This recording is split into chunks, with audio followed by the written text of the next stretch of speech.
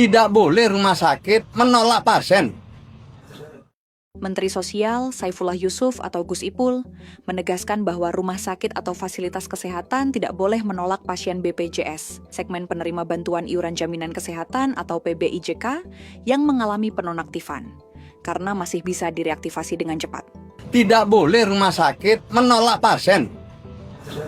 Itu dulu. Setelah itu baru kita bicara pembiayaan. Dalam rangka pembiayaan itu pemerintah bertanggung jawab. Kalau dia memang dari keluarga yang berada di desil 1 sampai desil 4 atau keluarga yang telah ditetapkan oleh pemerintah daerah sebagai keluarga yang memenuhi syarat untuk memperoleh bantuan, ya akan kita bantu dan akan kita proses.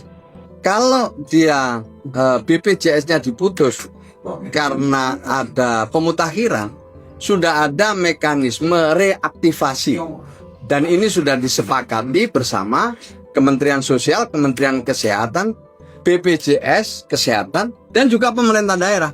Kita tidak akan membiarkan pasien ini kehilangan harapan. Jadi jelas, Kementerian Sosial sangat jelas, Kementerian Kesehatan sangat jelas. Setahu saya BPS juga sangat jelas.